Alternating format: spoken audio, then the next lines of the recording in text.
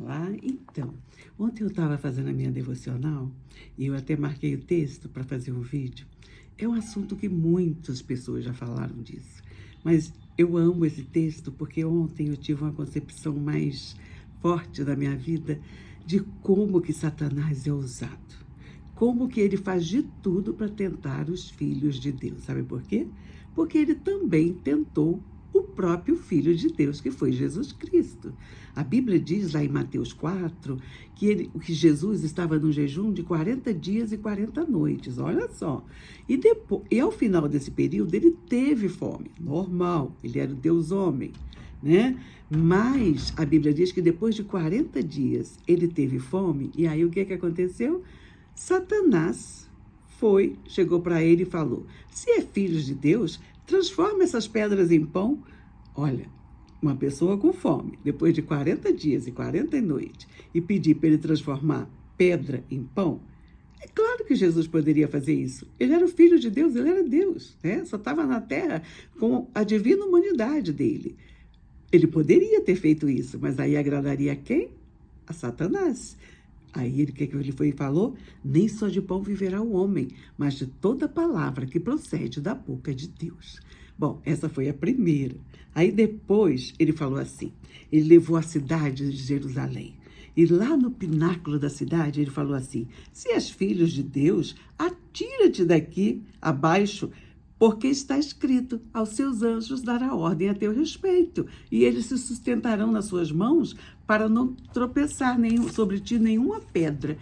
Olha de novo a astúcia dele, né?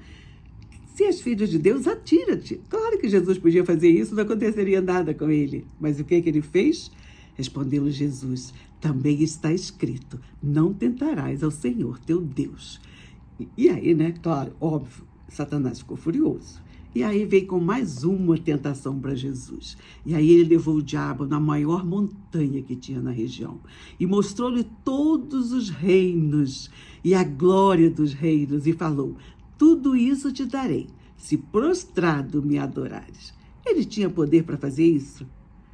Muitos teólogos falam que sim, porque ali na criação, Adão e Eva, quando pecaram, tiraram a coroa de glória que eles tinham e deram a Satanás. E depois as investidas dele toda contra o povo judeu e contra o povo de Deus hoje, né? E aí ele falou assim, Jesus respondeu para ele: retira-te, Satanás, porque está escrito, ao Senhor teu Deus adorarás, e só a ele darás culto. Com isso, o deixou o diabo, e eis que vieram anjos e serviram a Jesus. Olha que lindo! Olha o que Deus fez. Jesus resistiu às 3 tentações de Satanás. E a última, ele queria dar honra, glória, poder, reinos para ele. Mas Jesus falou: retira-te, porque o adorar só a Deus. Aí, esses dias, eu estava conversando com uma sobrinha neta que tem 7 anos. Eu estava fazendo perguntas para ela do breve catecismo. Aí eu perguntei assim: você já estudou o breve catecismo? Ela ficou quietinha, que ela é inteligentíssima. Aí a mãe dela: já sim. Aí eu falei: vou perguntar de novo. Qual é o fim principal do homem?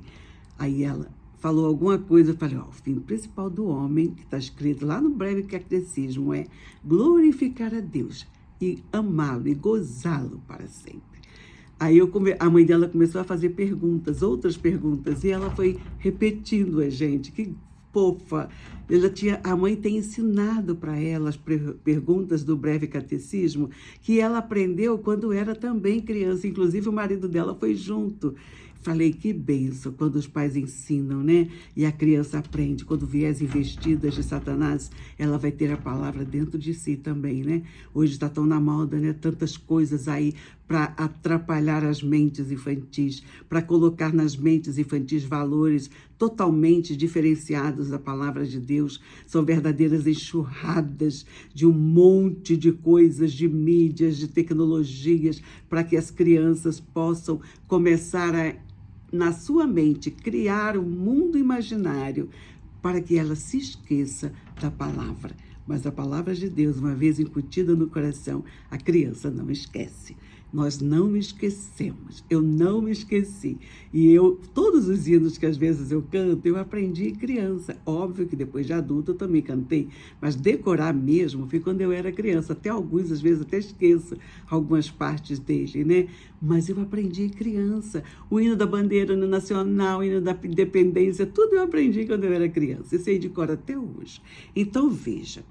Satanás, ele sempre vai tentar os filhos de Deus, porque quem já está com ele não precisa tentar, não é verdade? Ele já fez o que ele queria. E olha, não tem beleza servindo a Satanás, não. Aí eu estava ouvindo uma mensagem em que a pessoa falou assim, o inferno é tão ruim, mas é tão ruim que Lázaro, quando morreu, ele comia das migalhas de uma das pessoas mais ricas da cidade. Ela era muito rica. E a Bíblia diz que Lázaro comia das migalhas que caíam no chão. E aí, quando ela morreu, Lázaro foi para o seio de Abraão, né, que a gente entende que é o lugar que a gente fica quando morre, né, e reina em espírito com Cristo. Cristo ainda não tinha ido naquela época, né, mas vivia reino, por isso que era chamado reino de Abraão, né, era chamado, né, o pai Abraão, onde ele ficava, e o rico falou assim para Abraão, pai Abraão, mande que eu molhe a minha saliva nos dedos de Lázaro. Aí depois ele falou, não posso fazer isso. Aí ele falou assim, os que estão aqui não podem ir para ele, nem os que estão aí podem vir para cá. Aí ele falou assim, então envie alguém para falar a meus irmãos sobre o lugar em que eu estou, por favor, para que eles possam ficar onde está Lázaro. Eu estou fazendo aqui uma paráfrase, tá, gente? Onde está Lázaro? Aí Abraão falou, lá ele tem os profetas e tem a palavra, eles têm que ouvi-lo. Aí ele, Senhor, aí ele, não tem jeito. Se eu mandasse alguém agora à sua casa, eles também não ouviriam. E não é verdade? As pessoas estão com a mente de tudo é tão normal, o nada a ver, né? Eu nem gosto dessa expressão, mas tudo é nada a ver, nada a ver, nada a ver. Que frutos darão essas frases, que são palavras, frases impactantes, que acham que são, na vida das crianças, adolescentes e jovens daqui a alguns anos? Eu fico pensando como educadora há tantos anos, como será lá para os anos, assim, tipo 2040, sabe, gente? Eu nem sei se até lá Cristo não voltar, que a gente não sabe nem o dia, nem a hora, graças a Deus, porque a gente tem que viver hoje como se Cristo voltasse hoje. É por isso que a gente tem que vigiar e orar, para que a gente não caia em tentação. Porque o espírito, na verdade, é forte, mas a carne é fraca. Mas graças a Deus que nós temos o Espírito de Deus habitando em nós. E é Ele quem nos livra, que nos guarda, que nos protege e que nos exorta e nos ademoesta e nos mostra e nos convence do pecado, da justiça e do juízo. É tão simples, por que tem tantas pessoas que complicam? Sabe, porque o coração às vezes está muito ligado às coisas do mundo, mas nós não somos desse mundo. Nós não somos desse mundo, gente, não somos. Uma vez eu estava, é uma piada, tá? É uma piada cristã.